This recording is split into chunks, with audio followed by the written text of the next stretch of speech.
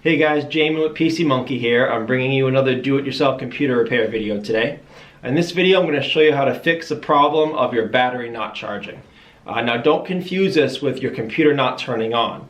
If your computer's not turning on at all, check down below in the description. It'll be the first video link under related video links.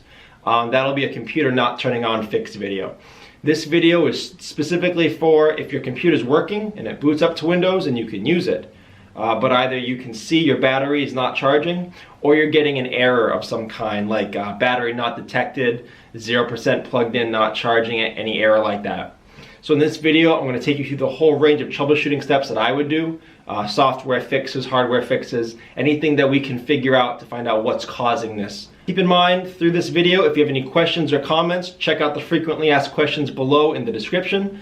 They could save you some time getting an answer. If you don't see your question there, leave me a comment. I try to get back to you guys a few times a day at least. So the first thing that I'm going to have you try is process all your updates. This is kind of a simple fix, but it should work for about 15% of you with this problem. Make sure all your updates are run, all your drivers are updated, and I'll show you how to do that now. So to make sure your updates are run, you're going to come down to the bottom left hand of your screen and click in your search bar and type in the word updates. You should get this, check for updates under system settings. That's what we want, so hit enter or click on it. You'll see this dialog box here, Windows Update, and it will either say that updates are available or it may say that updates are not available. Never trust it. There'll be a button down here if it says no updates are available to manually scan for updates. Always click that. Your update should either automatically start processing or, like in my case here, it'll inform you of them, but there'll be a button down below to start the download process.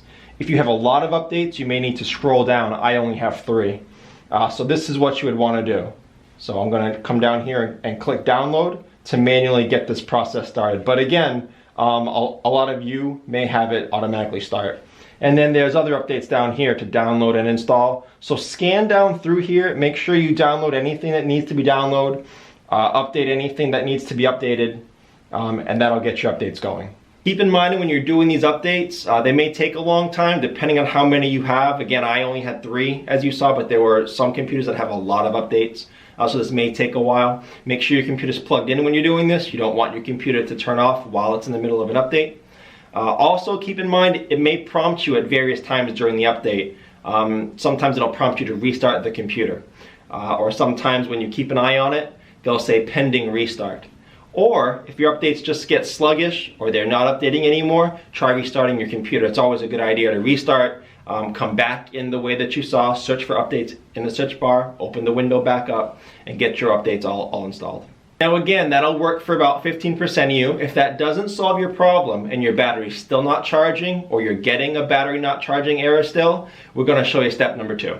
So the second thing you're going to test is your charger. Sometimes a charge is working enough to power your computer, but not necessarily charge your battery at the same time. So we're going to double check a couple things on your charger to make sure that it's working. First thing to double check is that it's the right kind of charger for your computer. Now if this was the OEM charger that your computer came from, you probably don't have to do this part. But if it's not, look at the bottom of your computer and you'll see a volt and amp rating on your computer. Most of you will have a label under your computer like this. Some of you will have to look under your battery. But as you can see here, it's saying 19 volt, 3.42 amps. That should match what's on your adapter. Right here on your adapter, it says 19 volts, 3.42 amps. So you may have to look around on the adapter, but you should be able to confirm that they match.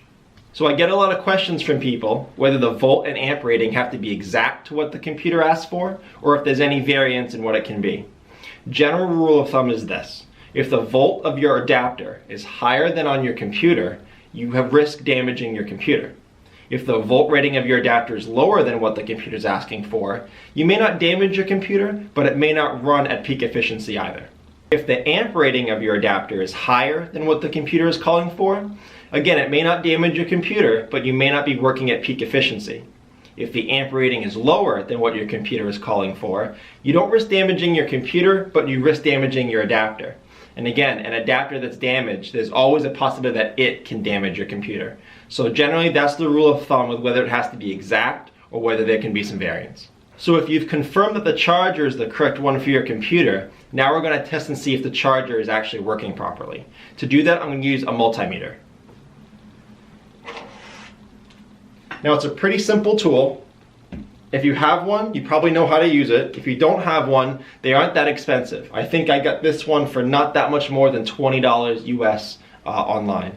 But to show you how this works, I have my universal adapter here, and I have it set to 19.5 volts, which is a very common volt rating for laptops. I'm going to show you how to test it to make sure that it's working properly. When I say setting it to volts, I mean this one right here, the V with the solid upper line and the dotted lower line. Not this volt with the squiggly line. It'll be this one.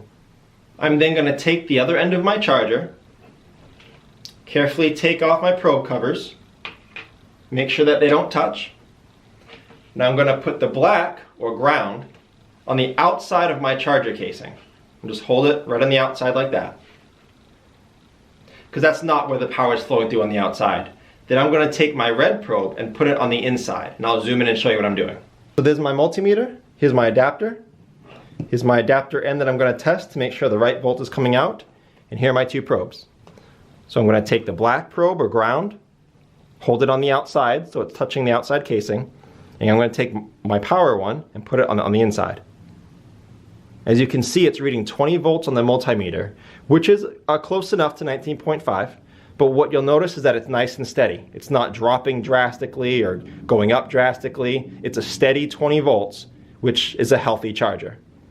Now, to show you what it'll look like if it's not the right voltage, I'm going to take my universal adapter, and it's at 19.5 now. I'm going to switch it all the way down to 15 volts for a 15 volt computer. Now I'm going to do the same test. Take my black probe on the outside, touch the inside with the red one. As you can see right there, now we drop down to 15 volts. So if your charger is supposed to be 19 volt and you're getting a 15 volt, then it's not healthy. Or if you're not seeing a steady amount like this, if it's going down drastically or up drastically, again, that's not a healthy charger. Now if that doesn't work, now we're going to test the battery port on your motherboard to make sure that now that the computer is getting the right power, it's actually delivering it to the battery correctly. So most of you should have a computer of a variation like this. I have a clip here that I push down, a clip here that I pull to the side, and the battery comes right up. Some of you may have clips on other sides. Some of you may not have clips at all because your battery may be inside the computer. If that's your case, or if you can't figure out how to get your battery out and access the battery connector on your motherboard, look up a teardown or disassembly video on your exact model computer. That'll show you how to step-by-step open your computer up to access your battery.